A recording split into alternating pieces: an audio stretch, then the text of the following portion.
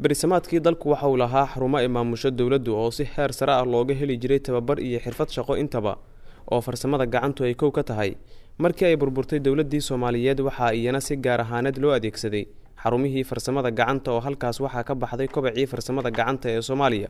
Hadda caasimadda waxa laga furay xarumo magacyo kala duwan wata oo dhiirigeliya farsamada gacanta, xitaa waxa kale oo hawlgala hay'ado gadaal ka riixa farsamadaas. dhalinyaro dugsiyada sare ee Muqdisho ka soo qalin bedelatay iyo kuwa jaamacada dhiganaya ayaa hadda ku biiraya farsamada gacanta. Maxamed Axmed waa maamulaha xarunta Intifaac oo farsamada gacanta laga barto loogana shaqeeyo iyadoo xiriir la leh kuwa kale oo farsamada gacanta laga barto. kulli taariikhdeedu waa ballaaran tahay, hiigsigeeda iyo himiladeeda waxa weeye si loo helo loo yareeyo shaqo la'aanta ka jirta wadanka, ummadana loo baro shaqada iyo faa'iidada ay leedahay. maadaama aan ogsoonahay shaqooyinka noocan oo kale inay ummadda runtii aad u soo wada eegin oo qof walbaba waalidkii laftirkiisa uu kugu dhiirigelinay inaad jaamacad gasho, shaqo fiican meel ka hesho, adigu wada kursiba hadda loo soo tababartay sida dadku u badan yihiin, laakiin bal wacyi ka duwan inaan keenno ummadana aan tusaaleyno. ujeedada guud ee ka dambeysa in intifaaca asaasanta kaas weey. waxay leeyihiin wax soo saar muuqanaya dhalinyaradan ka shaqeysa farsamada gacanta sida Jimcaale Hubane Cismaan oo aan waxtarkiisa ogeyn ka hor inta uusan farsamada gacanta ku biirin. shirkadda Intifaac oo dadka barta farsamada gacanta waxaanan ahaan jirnay markii hore qof aan nolosha aan waxba uga bilaabnayn oo aan waxa la wixiyay aan iskirinaynba, laakiin hadda waxaan ogaanay qof kasto la training gareeya inuu nolosha meel fiican kaga aadi karo, hagaajin karo wax badan oo qaldan.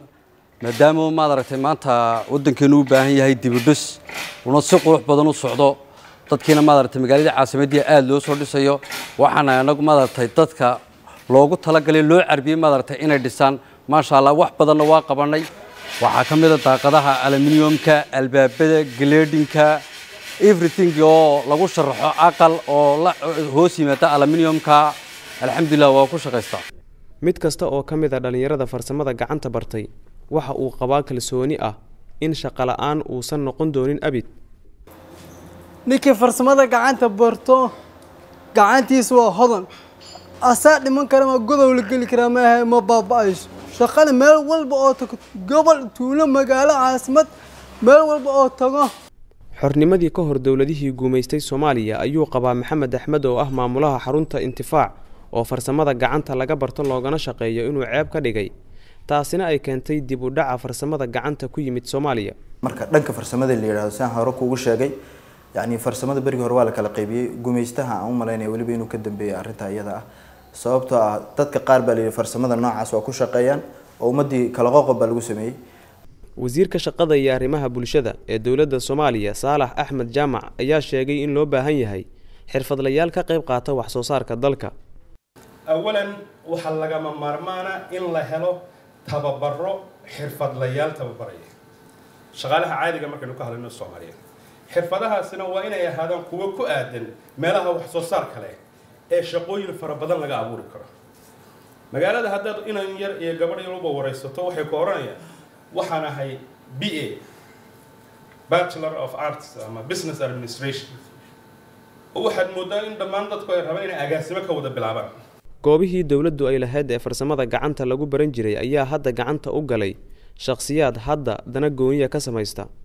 waa muhiim in dawladdu ay la timaado qorshe lagu kobcin karo farsamada gacanta oo hadda dib u nooleyn aan dawli ahayn helaysa. halkan iyo goobo kale oo Muqdisho ku yaala waxa ay yihiin kuwa dhiirigeliya farsamada gacanta. dawladda Soomaaliya mas'uuliyiin u hadlay ayaa sheegay inay muhiimad gooniya leedahay in farsamada gacanta si weyn looga qayb qaato.